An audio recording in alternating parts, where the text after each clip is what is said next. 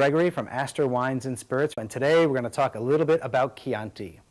Chianti is probably Italy's most famous wine, but when we think about Chianti, we frequently think about inexpensive straw-covered bottles in Italian-American restaurants. Chianti is a lot more than that. Chianti is a wine-growing region in central Italy, vaguely centered around Florence. Chianti, the wine, is predominantly Sangiovese. That's the name of the grape. Chianti needs to be at least 80% Sangiovese, but could be as much as 100% Sangiovese.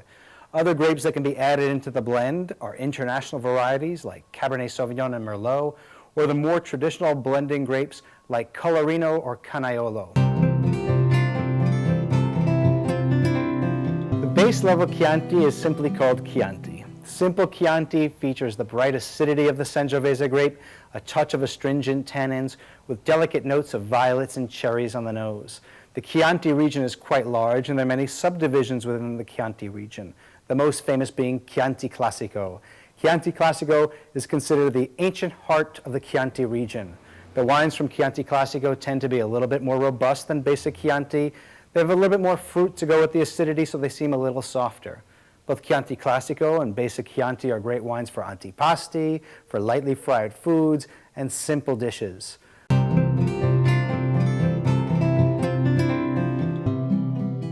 One level up is the Chianti Reserva.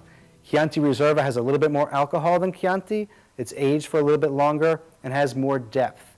The aging process introduced aromatics of tobacco and earth and some damp muskiness frequently into the wine. These wines are more structured, they have more obvious astringent tannins, and go well with more robust food. The pinnacle of Chianti is Chianti Classico Reserva.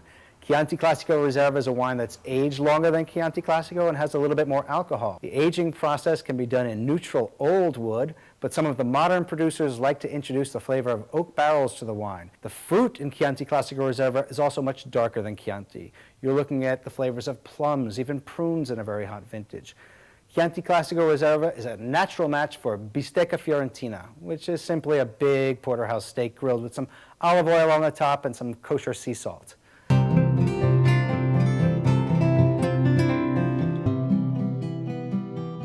The vintages that you're going to find on the shelf today probably begin with 1998. 1998 was a warm vintage.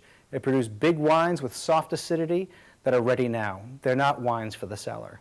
1999, on the other hand, produced wines with great structure and very fresh fruit that are just now coming into their own. Definitely a vintage to buy to drink tonight.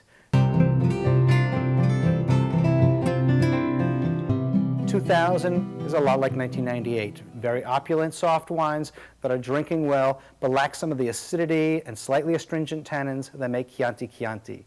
2001 is like 1999, only bigger. It's a wine for the cellar. It's probably the best vintage of the past 20 years. 2002, on the other hand, might be one of the worst.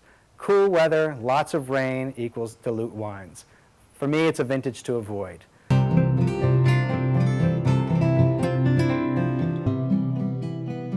2003, well, we got to look back at 2000. It's another one of those warm, dry years, making very opulent wines that drink well in their youth, but may not cellar well.